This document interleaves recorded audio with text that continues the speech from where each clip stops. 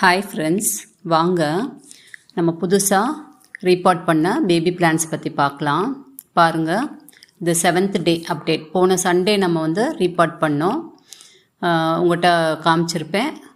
பாருங்கள், அன்னைக்கு ஊற்றின ஹியூமிக்கும் ஃபங்கிசைடு தான். இப்போ எப்படி வந்து அந்த நோட்ஸ் எல்லாம் ஆக்டிவேட் ஆகிருக்கு பாருங்கள். கொஞ்சம் சின்னது ஏற்கனவே இருந்த குட்டி இலை விட்டு இருந்தேன், அதெல்லாம் இலையாக மாறிடுச்சு.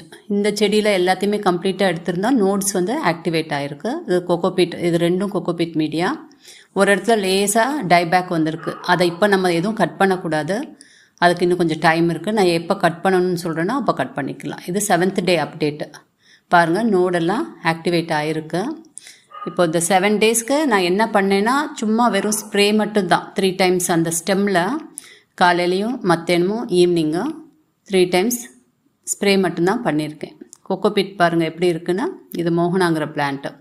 அந்த ஈரம் அப்படியே தான் இருக்குது. ஏன்னா ரூட்ஸ் வந்து இப்போது எதுவுமே சக் பண்ணாது, உங்களுக்கு வாட்ரு எதுவுமே சக் பண்ணாது. ஸோ அப்படியே இருக்கும். இது வந்து சிண்டர் மீடியா. இதுவும் லேசாக இந்த நோடெல்லாம் ஆக்டிவேட் ஆகுது. இன்னொன்று, இது வந்து வெயில் காலம். இதே இது வந்து கொஞ்சம் கிளைமேட் வந்து நமக்கு ஃபேவரபுளாக இருந்துச்சுன்னா இன்னும் கொஞ்சம் ஸ்பீடு இருக்கும் உங்களுக்கு. இப்போ வந்து நம்ம காற்று ஈரப்பதம் இல்லை நமக்கு, ஸோ அதனால் கொஞ்சம் ஸ்லோ தான். இதுவும் சிண்டர் மீடியா. இது பாருங்கள், அந்த குட்டி குட்டியாக அந்த லீவ்ஸ் இதிலெல்லாம் வர ஆரம்பிச்சிருச்சு. இந்த 7 நாளும் நான் வந்து கொஞ்சம் நிழல் பாங்கான இடத்துல தான் வச்சுருந்தேன். இனிமேல் இந்த அளவுக்கு வந்ததுக்கப்புறம் இப்போ மார்னிங் வந்து ஒரு 1 to 2 hours நீங்கள் வந்து வெயிலில் வைக்கலாம். இந்த செடியை வந்து கொஞ்சம் நேரம் ஒரு 2 hours வெயிலில் வச்சுட்டு, காலை வெயிலில் வச்சுட்டு, அதுக்கப்புறம் நம்ம திருப்பி நிழலில் கொண்டு போய் வச்சிடணும். இவ்வளோ தான் நான் பண்ணுவேன். இந்த பாருங்கள், அந்த ஸ்டெம்மில் மட்டும்தான் நம்ம ஸ்ப்ரே பண்ணணும். நம்ம அந்த செடிக்கு எந்த தண்ணியும் நம்ம கொடுக்கக்கூடாது. ஏன்னா உங்களுக்கு அந்த வேர் வந்து எடுத்துக்க முடியாது. இப்போ அது க்ரோத்தில் இருக்கும். நம்ம ஸ்டெம்மை மட்டும் எப்பயுமே கொஞ்சம் ஈரமாக வச்சுக்கணும். 3 டைம்ஸ் பண்ணால் போதும், காலையிலையும் மத்தியானமும் ஈவினிங்கும். இப்போ இந்த சிண்டர் மட்டும், ஏன்னா சிண்டருக்கு மட்டும் லேசாக நினச்சி விடணும். ஏன்னா அதுக்கு வந்து தண்ணி வந்து இருக்காது, ஃபுல்லாகவே ஊற்றின உடனே வெளியில் போயிடும், சிண்டர் வந்து காஞ்சிரும். ஸோ அதனால் அதை மட்டும் லேசாக நீங்கள் நினச்சி விட்டால் போதும். இப்படி தான் வந்து இந்த பிளான்ட்டை பேபிலேருந்து குழந்தைய எப்படி வளர்க்குறோமோ அந்த மாதிரி வளர்த்தோம்னா தான் இதை கரெக்டாக கொண்டு போக முடியும். ஆனால் கொஞ்சம் பொறுமையாக தான் வளர்க்க முடியும். பார்த்து ஹேண்டில் பண்ணணும். இடத்த இங்கே எங்கேயும் தூக்கி வைக்கும்போது ஷேக் ஆகக்கூடாது. ரொம்ப கேர்ஃபுல்லாக ஹேண்டில் பண்ணணும். பாருங்கள், இதுக்கும் நான் இந்த மாதிரி ஒரு ஸ்ப்ரே கொடுத்துட்றேன். அவ்வளோதான். அப்புறம் நேற்று ஒரு சப்ஸ்கிரைபர் கேட்டிருந்தாங்க, அந்த க்ரீனாக ஏதோ போட்டிருக்கீங்க எல்லா தொட்டிலையும், அதை பற்றி நான் இப்போ சொல்கிறேன். நான் அது என்ன போட்டிருக்கேங்கிறத பற்றி நான் இப்போ சொல்கிறேன். நான் இதுதான் 7th டேயோட அப்டேட்டு. நான் அடுத்து 15 days கழித்து இதோட க்ரோத் எப்படி இருக்குங்கிறத ஒரு வீடியோ அப்லோட் பண்ணுறேன். நான் பாருங்கள், லேசாக நினச்சி விட்டால் போதும்.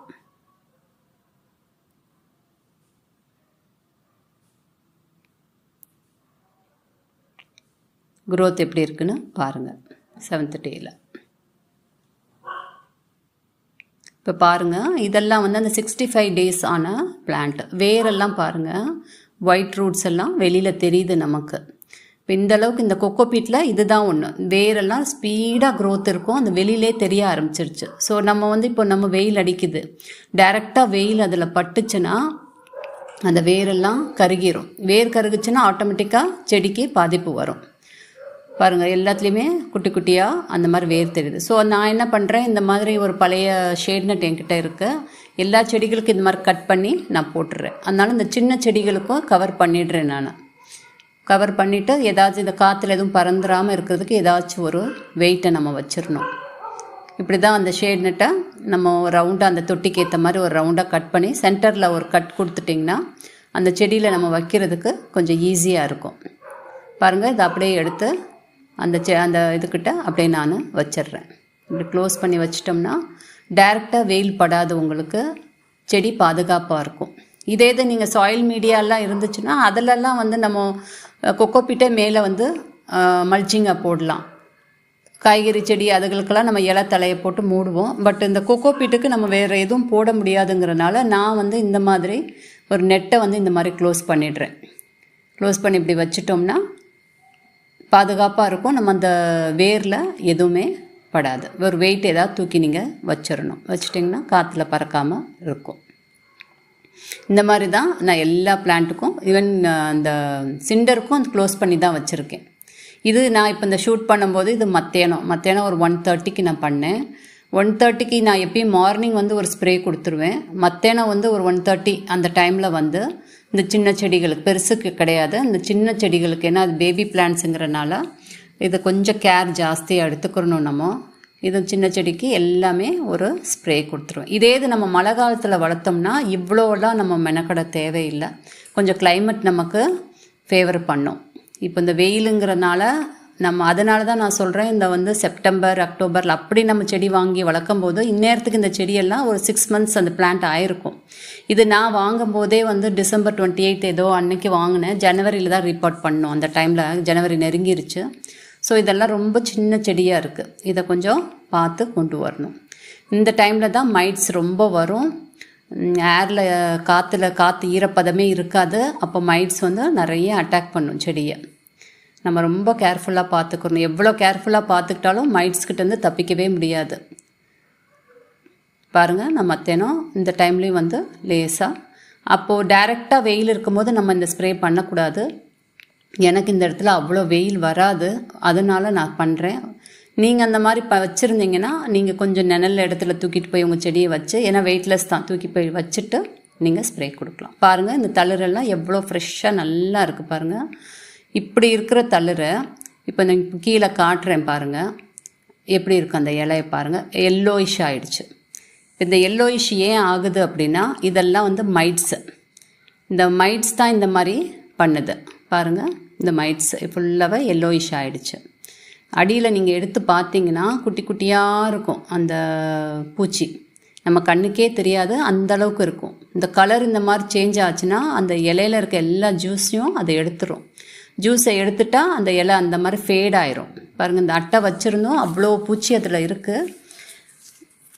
நானும் வாரம் எக்ஸோடஸ் அடிக்க தான் செய்கிறேன். அப்படியும் வந்துடுது. ஏன்னா நான் பக்கத்தில் வந்து இலை பாருங்கள் இப்படி ஆயிடுச்சு. அது அந்த மாதிரி ஆகி ஃபுல்லாகவே ட்ரை ஆகிடும். இப்போ நம்ம இது எல்லாத்தையுமே எடுத்துகிட்டு ஒரு கவருக்குள்ளே போட்டுட்டு தூரம் எங்கேயாச்சும் கொண்டு போய் போட்டு எரிச்சிடணும், இல்லைன்னா திருப்பி வரும். நான் இங்கே பக்கத்தில் காய்கறி செடி எல்லாமே வச்சுருக்கேன். ஸோ எனக்கு கொஞ்சம் ஈஸியாக தான் அட்டாக் ஆகிடும். அப்போ அதுக்கிட்ட வர மைட்ஸு அந்த மாதிரி த்ரிப்ஸ் எல்லாமே அதுக்கிட்ட வந்துடும். இந்த சின்ன செடியை தான் கொஞ்சம் கேர்ஃபுல்லாக காப்பாற்றணும். பெரிய செடியெல்லாம் வந்தால் கூட அது கொஞ்சம் செட் ஆகிக்கிறோம். இந்த சின்ன சின்ன செடிகளை தான் ரொம்ப கேர்ஃபுல்லாக நம்ம கொண்டு போகணும். பாருங்கள், மேலே அந்த கொடியெல்லாம் போகுது எனக்கு. இதுக்கிட்ட எல்லாம் நிறைய அந்த மைட்ஸு த்ரிப்ஸு இது எல்லாமே வந்துடும். இப்போ அதுக்கிட்டேருந்து ஈஸியாக இங்கே வந்துடும். நம்மளால் இந்த செடியும் நம்ம ரிமூவ் பண்ண முடியல. இந்த திராட்சை ஒன்று வச்சுருக்கேன் நான். அப்போ அதெல்லாம் நம்ம எடுக்க முடியாது. ரோசஸ் வேணும், காய்கறியும் வேணும் அப்படின்னா நம்ம கொஞ்சம் மெனக்கட்டு தான் ஆகணும் ரெண்டுமே.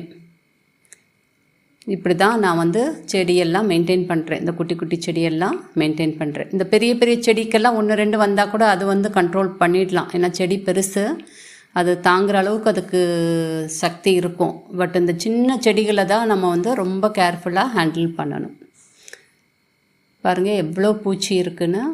இந்த அட்டையெல்லாம் வச்சுருந்தாலும் வைக்கலைன்னா இந்த எல்லா பூச்சியும் இந்த செடியை சாப்பிட்டு பிடிச்சிரும். அதனால் கண்டிப்பாக பக்கத்தில் ஒரு 2 செடி 3 செடிக்கு பக்கத்தில் ஒரு அட்டையை வாங்கி வச்சுருங்க.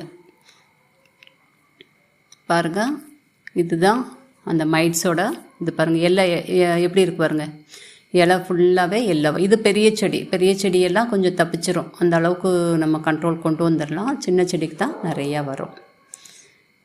இந்த பெரிய செடியிலையும் வந்திருக்கு பாருங்கள். இதுதான் வந்து மைட்ஸ்னாலே இப்படி கலர் வந்து ஃபேட் ஆகிடும். இதுக்கு தனியாக ஒரு வீடியோ போடுறேன். இது எப்படியெல்லாம் நம்ம மைட்ஸ்லேயே பல வெரைட்டிஸ் இருக்குது, அதை பற்றி நான் டீட்டெயில் வீடியோஸ் ஒன்று நான் அப்லோட் பண்ணுறேன். இது த்ரிப்ஸு. இந்த மாதிரி சுருங்குச்சுன்னா இது த்ரிப்ஸு. இலை டிஸ்கலரேஷன் ஆச்சுன்னா அது வந்து மைட்ஸு. அந்த டிஃப்ரென்ஸ் நமக்கு தெரிஞ்சிருக்கணும். இந்த இலை ஏன் இப்படி இருக்குது அப்படின்னு நமக்கு தெரிஞ்சிருக்கணும்.